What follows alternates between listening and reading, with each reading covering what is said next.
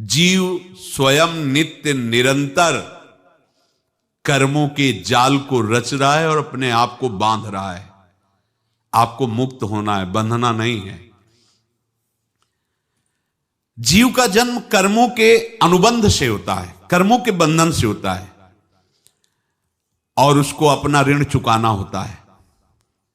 कर्मानुबंध ये बहुत सूक्ष्म विषय है। जैसे आप जिस परिवार में जन्म लिए हैं तो उस परिवार के लोगों से आपका ऋण है, इसलिए उसी परिवार में आप आए हैं। और ऋणानुबंध उसको बिना चुकाए या बिना वसूल किए आप वहां से जाएंगे नहीं।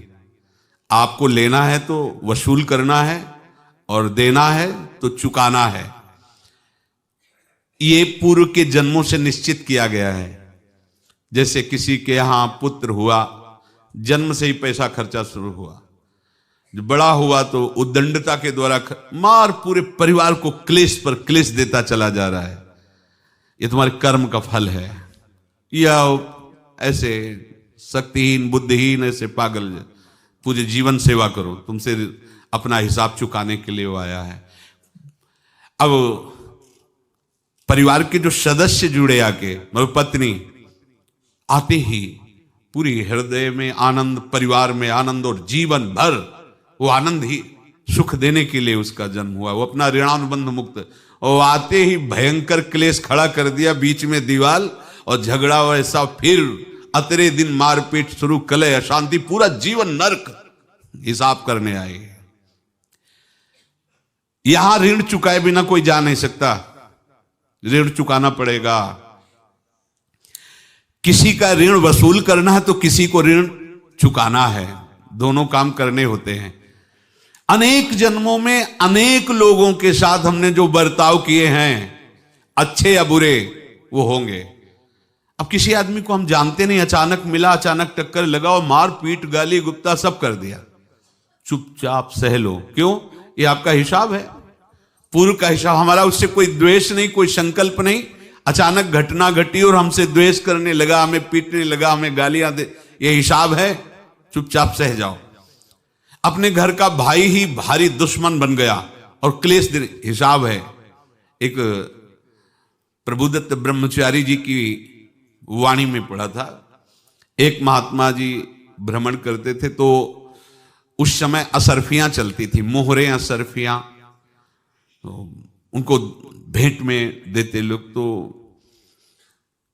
या तो ठाकुर सेवा में लगे तत्काल, या संत सेवा में तत्काल लगे, उसका संग्रह करके डोलना ये ठीक नहीं है। बैरागी के लिए सिद्धांत में ये ठीक नहीं है। तो जब 2, 4, 6, 8 ऐसे मोहरे हुई तो उन्होंने विचार किया कि और भ्रमण करके जब काफी मोहरे हो जाएंगी तो प्रयागराज में जब कुंभ पड़ता है, एक बार पूरे सब अखाड़े के संतों को, अलग अलग संप्रदाय सब संतों को बुलाएंगे और सबको पुआएंगे। अब साधु है तो यही विचार करेगा, और क्या विचार करेगा। तो उन्होंने ऐसे डंडा बनवाया, बेंत, जो ऊपर से चूड़ीदार और भीतर पोला, और मोहरे उसमें डालते गए। और भ्रमण, जहां जहां श्रद्धालु भगत थे सबके यहां जाना और इच्छा रखना कि एक मोहर तो दे दे दक्षिणा में। कामना कोई भी हो वो बांधती ही है, ध्यान रखना। इसीलिए प्रभु जो चाहे वो करे, अपनी चाह नहीं रखनी चाहिए, अपनी चाह प्रभु की चाह में मिला देनी चाहिए। धीरे धीरे वो छड़ी भर गई। भ्रमण करने वाले महात्मा चूड़ी लगाई, इंतजार करते रहे। जब प्रयाग का कुंभ पड़ा तो चले। तो रास्ते में एक गांव में पूछा जाता है, जैसे कहीं रुको कि कोई श्रद्धालु ऐसा है जो संत सेवी है। तो कुछ लोगों ने बताया, हाँ एक परिवार है बहुत संत सेवी है और आपको मिलाते हैं उनसे। हाँ ये महाराज घर में रुका, खूब अच्छा हलवा पूड़ी पवाया, और जो घर के मालिक थे चरण दबाए। चरण दबाते दबाते उनकी दृष्टि पड़ी उस डंडे पे, इतना मोटा और ऊपर से कुछ चूड़ी सी भी नजर आ रही। इस डंडे में तो कोई रहस्य है ही है। अब महात्मा जी को खवा पिला के सुला दिया। महात्मा जी जब सो गए तो पत्नी से धीरे से कहा, वो डंडा लाओ बाबा जी का। डंडा, वो चूड़ीदार जो ही खोला पलटाया तो सैकड़ों मोहरे। ऐसे संत रोज पधारे भगवान, तुम आनंद हो जाए फिर क्या। पत्नी से कहा, नाप के कंकड़ लाओ। वो तो महात्मा जी तो खाए खीर पूड़ी, आराम से सो रहे। रात में पूरी प्लानिंग करके उसमें कंकड़ भर के चूड़ी लगाकर सिराने रख दिया, सारी मोहरें हटा ली। महात्मा जी आराम से छड़ी उठाए तो वजन पक्का। वैसे बड़े लोग चतुर होते हैं, पर ये नहीं जानते कि कर्म कितना भयानक होता है। और उनकी कोई संतान नहीं थी, पर धन में इतना प्रेम उनको था। बहुत सावधान। साधु महात्माओं के पास जो अर्थ है, गृहस्थी अगर आता वहीं से है, पर अगर उसको जोर जबरदस्ती या किसी छल कपट से, तो वो उसका विनाश ही करता है। आज तक का प्रमाण है। अब उनको ये भाव पता नहीं होगा, या पता होगा तो लोभ के कारण वो उसको मान नहीं पाए होंगे। महात्मा जी गए प्रयाग में, किसी अखाड़े पर रुके और वहां प्रार्थना की कि कल जो है संपूर्ण अखाड़ों का निमंत्रण किया जाए और सब संतों को भोग पवाया जाए और उनको दक्षिणा भी दी जाए। महंत ने सोचा कि बहुत बड़ा है तो उत्सव है, क्योंकि प्रयाग में कितने हजारों संत महात्मा सब। तो उनका, महाराज बोरों इसमें चीनी और टीनों घी लगेगा, सब व्यवस्था। बोले आप मंगाइए, एक एक हिसाब हम करेंगे, हमारे पास सब व्यवस्था है। बोले कुछ तो पहले दे दो, वो इकट्ठे देंगे हम। उनको था कि अगर हम छड़ी खोला और दो चार मोहरे दी, किसी को पता लग गया तो गड़बड़ हो सकती। बोले हम भंडारे के समय आखिरी में सब कुछ आपको दे देंगे। ठीक है। वो अपने पास से पैसे लगाकर खूब जितना सामग्री सब लाए, लाखों की, और सब संतों को निमंत्रण कर दिया। संत जन निमंत्रित हो गए, भंडारा बन रहा है। तब वहां के महंत है, उनका देखो भंडारा भी बन रहा है, संतों को निमंत्रण। अब आप अर्थ की व्यवस्था कीजिए, क्योंकि इतनी बड़ी हमारी सामर्थ्य नहीं थी जितना हमने किसी तरह हमने व्यवस्था की। अब मुझे अर्थ चाहिए, तभी आगे की व्यवस्था बढ़ेगी। संतों को दक्षिणा देंगे और जिनसे अर्थ लिया उनको दे। देखो रसोई बन गई है सब। उनका छत में विश्वास नहीं तो ये अभी चूड़ी खोली। उनको तो था ना कि मोहरे हैं, कंकड़। तो जैसे कितना उनको सदमा लगा होगा। हजारों संतों का निमंत्रण, रसोई बन, मतलब संत हो के छल कपट। तो उनका, महाराज आपने तो हमारा नाश कर दिया, जो महंत थे। अब बताओ, रसोई बन गई, संत निमंत्रित हो गए, और आप ये कंकड़ दिखा रहे हैं हमको। आपने तो हमें बर्बाद कर दिया, हमारी इतनी सामर्थ्य नहीं थी, आप पहले बता देते। संत होकर ऐसा छल कपट। अब वो बोले तो क्या बोले, क्योंकि उनको पता था कि मोहरे हैं इसमें। अंदर से उनका चिंतन गया उसी सेठ के पास, अच्छा ऐसा धोखा हमारे साथ किया, भोगोगे तुम। ये जो निकलता है ना भोगोगे, ये अकाट्य होता है। क्योंकि किसी का भी हृदय, मान लो किसी भी जीव जंतु को आप कष्ट दें और उसका हृदय आह भर जाए, तो वो आह वज्र की लेख है, तुम्हें भोगना पड़ेगा। वो देखो भीष्म जी को भोगना पड़ रहा है ना। सांप को ऐसे धनुष की नोक से उठाया और बंबूल के कांटों के ऊपर फेंक दिया, कई दिन तक शेदा हुआ, वो आह भर करके मरा। तो आपको 6 महीने बाणों की सैया पर आह किसी की ना लेना जिंदगी में। कोई ऐसा कोई आह भर करके कह दिया तुम समर्थ हो, हम तो कुछ कर नहीं सकते, और अंदर से दुखी, फिर तुम्हारी सामर्थ्य काम नहीं करेगी, मिट्टी में मिला देगी। फिर ये तो संत थे और भगवत आराधना के लिए, संत आराधना के लिए ही ऐसा किए हुए थे। अब इनका कैसे मुंह दिखाएं, अब क्या करें। सुबह संत जन आएंगे, सबके बीच में हमारी कि देखो इन्होंने, अब क्या करें। गए और संगम में जाके छलांग लगाई, अपने प्राण त्याग दिए। अब उनके तो पास मोहरे थी और व्यापार बढ़ा, और 9-10 महीने बाद ही लड़का हुआ। अब तो उनको कि संत फलीभूत हो गया। देखो व्यापार चल रहा, लड़का नहीं होता था, लड़का भी हो गया, बड़ा आनंद छा रहा है। जब से वो प्रकट हुए और धन की वृद्धि शुरू हो गई, पढ़ाई लिखाई में उनके खर्चा हुआ सब, बस बीमारी शुरू हो गई उनके शरीर में, अब उसमें पैसा जाना शुरू हुआ। इतने आसक्त तो वो दोनों हो गए कि कुछ भी हो, व्यापार ठप, संपत्ति बेचना शुरू। तो उन्होंने कहा कि बेटा मैं क्या कर सकता हूं तुम्हारे लिए? बोले हमारी अंतिम इच्छा है प्रयाग चलो, और जितने प्रयाग में संत महात्मा सबको एक बार भंडारा करवाओ, हमारी इच्छा अंतिम है, क्योंकि अंतिम यही इच्छा थी। तो बोले अब ज्यादा संपत्ति तो नहीं रह गई, तो बोले घर बेच दो, मेरे लिए ही तो है, बेच दो, मुझे लगता मैं बचूंगा नहीं, पर मेरी अंतिम इच्छा पूर्ण कर दो। घर बेच दिया, जेवर बेच दी, वहां गए, जब संत सेवा की तो बोले मुझे संगम तक ले चलो। संगम तक ले गए और बोले समझे तुम चुराए थे और हमने उसको छीना है, कुछ नहीं रह गया तेरे पास कुछ, अब केवल ममता और आसक्ति में जलकर मर और नरक प्राप्त कर। मैं वही महात्मा हूं जिसकी तूने मोहरे ली थी, शरीर छोड़ दिया। महात्मा को जन्म लेना पड़ा और इनको दुर्गति भोगनी पड़ी। ऋणानुबंध होश में, ऐसा नहीं कि आप जो कर रहे हैं कोई देख नहीं रहा, कोई हिसाब किताब नहीं, जो कर रहे हैं अवश्य में भोक्तव्यम, बहुत सावधान।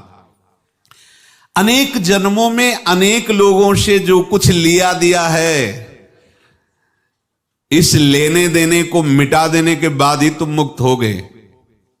इसीलिए एक उपाय है, लेना न देना मगन रहना। क्या?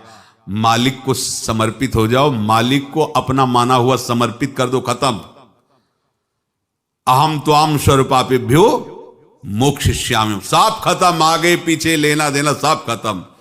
एकादश स्कंद में भगवान श्री कृष्णचंद्र जी ने कहा जो मेरे चरणों का आश्रय लेकर भक्त मेरा भक्ति करता है, उसके पितृ ऋण, मातृ ऋण, देव ऋण, ऋषि ऋण, सब ऋणों से मैं मुक्त कर देता हूं। बस यही एक उपाय है जो इसके बंद करने का उपाय भक्तों के लिए है, वो यही है, भगवान की शरण में होकर अपना माना हुआ पूरा भगवान के अर्पित कर दो। अर्पित करने का तात्पर्य उसमें अहम हटा दो। तो दियम वस्तु गोविंदम तुभ्यमेव समर्पये। जिनसे तुमने सेवा करवाई है उनकी सेवा करनी पड़ेगी, जिनसे तुमने जो कुछ लिया है उनको देना पड़ेगा। ये लेने देने का व्यापार जब तक समाप्त नहीं होगा तब तक तुम्हारा जन्म मरण चलता रहेगा।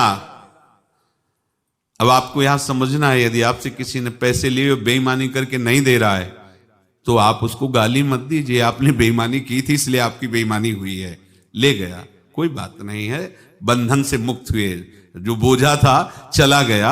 उसको ऐसा ना देखे कि ये बेईमान हमारे रुपए मार लिए, अब जो कुछ होगा देखेंगे। अगर आप आगे नया कुछ करते हैं तो फिर आगे का हिसाब आपको भोगना पड़ेगा, ध्यान रखना। ऐसा नहीं है कि आपको भोगना नहीं पड़ेगा।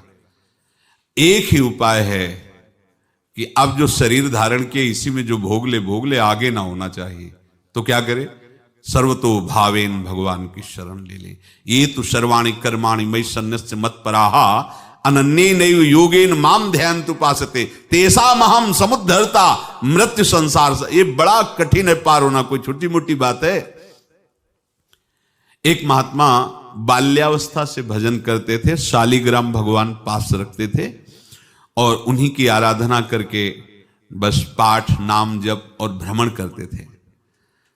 यौवन अवस्था थी, गंगा जी के किनारे अपने ठाकुर को विराजमान करके स्नान करने के लिए कपड़ा ही उतार रहे थे कि 90 लोग आ गए, भाला तलवार सब ले, मारो मारो इसको मारो, घेर लिया। तो उन्होंने हाथ जोड़कर कहा हमने क्या अपराध किया? कोई सुन ही नहीं रहा। तो उन्होंने कहा मार तो डालोगे ही आप 90 लोग, हम कोई अस्त्र शस्त्र तो लिए नहीं, एक बार हमें गंगा में डुबकी लगा देने दो और अपने ठाकुर को स्नान करा देने दो, फिर इसके बाद आप मार देना। भगवत इच्छा से वो लोग रुक गए, स्नान किया और अंदर से प्रार्थना की, प्रभु ये क्या लीला है आपकी, आपके सिवा मेरा कोई है नहीं और ये मुझे मारना चाहते हैं। तो भगवान ने जानते हो क्या कहा उनके अंतर में? तुम मेरे में ध्यानस्थ हो करके शरीर को छोड़ो, ये लोग मारेंगे। ये मेरे भजन का फल है कि तुम्हें 90 जन्म नहीं लेना पड़ेगा। एक ही जन्म में 90 मिलके, तुमने 90 हिंसा की थी पूर्व में, तो तुम्हें 90 बार जन्म लेना होता और एक एक करके मारते। ये मेरे भजन का प्रताप है कि एक बार में ही 90 का हिसाब हो जाएगा। तुम आंख मूंदो, मेरे ध्यान में मगन रहो, मेरे प्रताप से तुम्हें कोई चोट नहीं होगी और स्वाभाविक मूर्छावस्था में प्राण तुम्हारे छूट जाए। ऐसा ही हुआ, ऐसा हुआ। तो ये बात समझ लो कि ये जो कर्मानुबंध है, ऋणानुबंध है। आप देखो, अगर शाप महात्माओं ने दिया कि तुम्हारे वंश का इससे विनाश होगा, तो भगवान भी परम धाम जा रहे तो उसी कील से, बाण की नोक में जो मछली लील गई थी छोटा कण, उसी से की नोक बनाई और उसी नोक को प्रहार किया। भगवान के श्री चरण में वही बाण की नोक लगी और भगवान ने स्वीकार किया ना। भगवान का बड़ा लीला विचित्र है। अगर छुप करके उधर रामावतार में बात, तो इधर ऐसे स्वीकार किया है भगवान ने। ऐसा कहीं नहीं दिखाया कि मैं भगवान हूं तो मैं अपने लिए, ऐसा नहीं दिखाया। नारद जी का हित किया पर नारद जी ने शाप दिया तो भगवान ने स्वीकार किया। बंदरों ने ही सहायता की, जैसा बोले थे वैसा। ये लीला इस शरीर में भोगनी पड़ेगी। हाँ, ज्यादा को कम में भुगता देंगे, पर अब अगला शरीर ना मिले, इसके लिए सर्वतो भावेन भगवान के आश्रित हो जाए। जैसे आपने दुकान फैला रखी है तो उसमें दो काम होते हैं, लेना और देना। किसी को उधार दिया है तो हमें उसे लेना है, और कोई नगद देकर सामान ले रहा है तो उसे सामान देना है, या उधार लिया है तो हमें उधार देना है। अब अगर दुकान बंद करनी है तो तुम्हें देने वालों पर जोर देना है, लेने वालों पर जोर नहीं। लेने वाला तो जाओ हम क्षमा किया, समर्पित किया, हमारा कोई संबंध नहीं, खत्म हो जाए, वो खुशी हो जाएगा। लेकिन देने वाला तुम अगर दुकान भी उठा दोगे तो जहां भी रहोगे तुम्हारे पास वो आएगा, लाइए हमारा। तो देने पर नजर रखिए, जिसका जिसका हिसाब है वो आपके सामने आता जाए, हटाते जाओ। लेने पर नजर मत रखिए और दुकान फौरन उठा दीजिए, नहीं अगर लेते देते रहे तो चलता रहेगा। आगे चलकर कुछ लेना न देना, मगन रहना बस अपने प्रभु के चिंतन में। अब हम कैसे जाने कि किसको क्या देना है, हमें क्या पता? तो हम पूरा हिसाब जिनको पता है उनको दे देते हैं। समझ रहे हो? उनको पता है क्या लेना है क्या देना है, तो इनके पास पहुंच गए, सरकारी हिसाब से सब बराबर कर देंगे। हमको अपनी जिम्मेवारी इनकी चरणों में समर्पित कर देना है, तभी हम जीवन मुक्त होंगे। ये रहस्य की बात है।